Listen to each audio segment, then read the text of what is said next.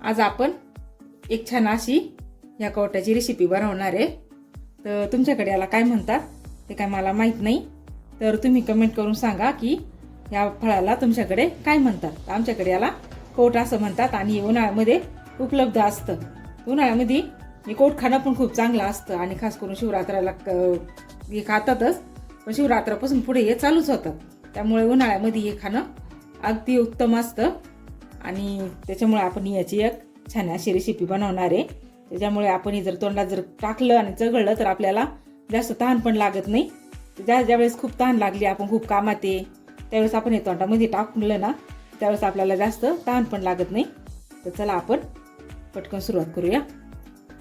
याला आपण फोडून घेऊ। छानपैकी पिकलंय ते।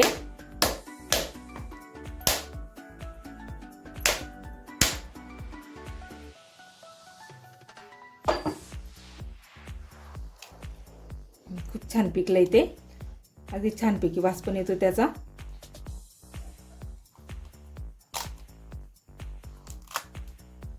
बाकी छानपैकी झालंय ते, अगदी छान असा कलर पण आलाय त्याला पिकल्यामुळे।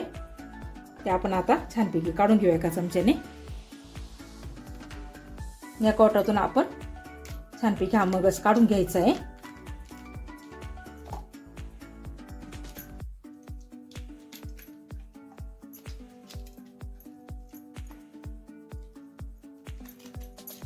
तुमच्याकडे जास्त कवट असलं तर तुम्ही जास्त प्रमाणात केलं तरी चालेल। माझ्याकडे एकच होतं, त्याप्रमाणे आपण सर्व काढून घ्यायचं। या प्रकारे मी एका डिशमध्ये काढून घेतलं। आपण याला मिक्सरला लावून बारीक करून घ्यायचंय। हे छान मी बारीक करून घेते, म्हणजे खूप जास्त बारीक पण होत नाही ते। या प्रकारे मी मिक्सरला लावून बारीक करून घेतलंय। आता आपण एका डिशमध्ये याला काढून घेऊ। या प्रकारे एका डिशमध्ये काढून घेतलंय। तर आपण एका कढईमध्ये आता साखर घालून घेऊ। याची चव आंबट असल्यामुळे साखर किंवा गूळ दोन्हीपैकी कसला वापर केला तरी चालेल। कवटाचा गर इथे 1 वाटी निघलाय, त्यात मी साखर पण 1 वाटी घेतली आणि कढई गरम करायला ठेवली।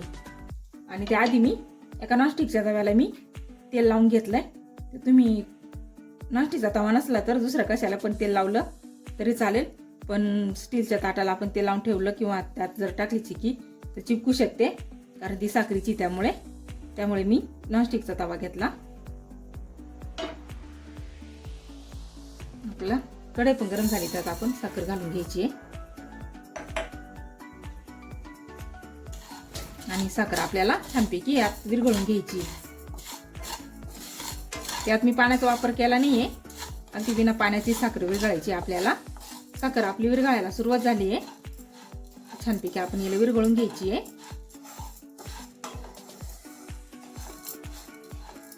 आपली साखर विरघळते तोपर्यंत तुम्ही माझ्या चॅनलला लाईक आणि सबस्क्राईब करा आणि एक छानशी कमेंट करा। माझा व्हिडिओ तुम्हाला कसा वाटला ते मला नक्की कमेंट करून कळवा तुम्ही। साखर आपली छानपैकी विरघळली आहे। आपल्याला तिला जास्त जळून द्यायचं नाही, छान कॅरेमल कलर आलाय तिला। आणि त्यात आपण हे कवटाचा मगज टाकून द्यायचा आहे, व्यवस्थित मिक्स करून घ्यायचं आहे।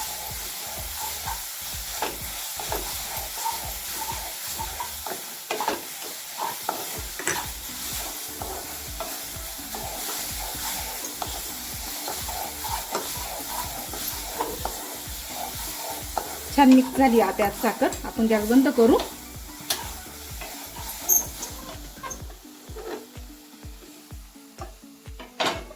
आणि हा तवा आपण तयार केला, त्यात आपण गरमागरम टाकून घेऊ।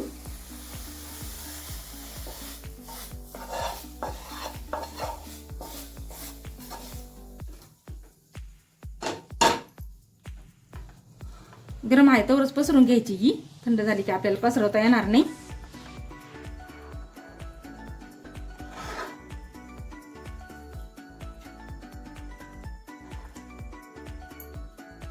आपलं कमी प्रमाणात झालं त्यामुळे एक तवा भरत झाली नाही ती।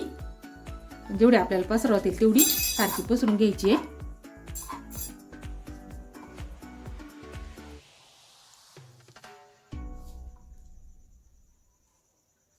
थोडी थंड झाली की ती हाताने व्यवस्थित सारखी करून घ्यायची हवं तर, कारण अजून खूप गरम आहे आणि साखरेची असल्यामुळे ती खूपच गरम राहते, हाताला चटका बसू शकतो. त्यामुळे खूप सावकाश आणि सावधपणे करायचं आपल्याला हे. थोडी थंड झाल्याच्या नंतर मी हिला हाताने चांगली सेट केली आणि छानपैकी आकार पण दिलाय. हिला आपण एकदम छान थंड होऊन देऊ. कवटाची चिक्की छानपैकी थंड झाली, तिला आपण कापून घेऊ. छान जेली टाईप झाली ती, खायला पण खूप चविष्ट लागते. तुम्ही घरी नक्की ट्राय करा. हे जरा 5 मिनिटं आपण कढईमध्ये जरा व्यवस्थित होऊन द्यायचं, त्यामुळे वडा चांगल्या पडतात. लगेच आपण काढायचं नाही, व्यवस्थित 5 मिनिटं जर आपलं शिजलं गेलं ना तर वडा पण छान पडतात. मी अगदी छोट्या छोट्या वड्या पाडल्या. तुम्हाला पाहिजे त्या आकारात वड्या पाडा आणि जास्त प्रमाणात असलं तर चांगलंच आहे, कारण कोट पण एवढी जास्त करून भेटती नाही, कमी प्रमाणात भेटतात. माझ्याकडे कमी असल्यामुळे मी थोड्या प्रमाणातच बनवलं, फक्त व्हिडिओमध्ये दाखवण्यापुरतं.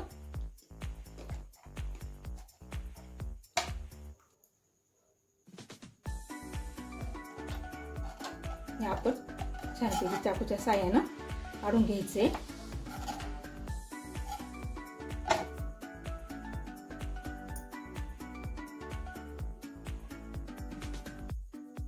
याप्रमाणे वड्या निघतात. या अजून थोडं थंड झाल्यावर त्या छानपैकी निघतील, कारण त्या आत्ताच कापल्या आहे ना, त्यामुळे थोड्या चिपकतात त्या प्रकारे खूप छान जेली टाईप होतात आणि खायला पण खूप छान लागतात. तर तुम्ही नक्की घरी ट्राय करा. माझ्या चॅनलला लाईक करा, सबस्क्राईब करा. आपण हे सर्व वड्या आपण काढून घेऊ एका ताटामध्ये. इथे बघा माझी नात पण लगेच खायला म्हणजे थोडा हात करते. एकदमच टेस्टी लागतात त्या खायला, एकदम चविष्ट. तर तुम्ही पटकन म्हणजे लवकरात लवकर व्हिडिओ घरी. या वड्या मी सर्व पण काढून घेतल्या. बघा या प्रकारे निघाल्या जेली टाईप वड्या झाल्या आपल्या. खूप खायला छान लागतात ह्या, अगदी चवदार. अशी नक्की घरी तुम्ही ट्राय करा. आणि हिची चव आंबट गोड लागते.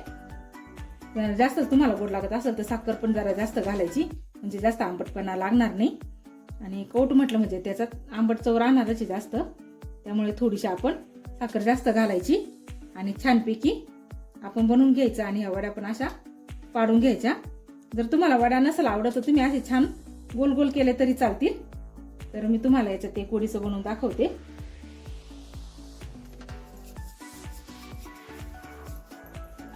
बघा गोल पण होतं. या प्रकारे तुम्ही अशा गोल गोल करून जरी ठेवलं ना, आणि एखाद्या हवा बंद डब्यात प्लास्टिकच्या पिशवीत घालून ठेवायच्या, आणि छान लागतात ह्या खायला. याच्यावरती चिपकाव नाही म्हणून साखरेचा बुरादा त्याच्यावरती असा घालून घ्यायचा, म्हणजे ते एकमेकाला चिपकणार नाही.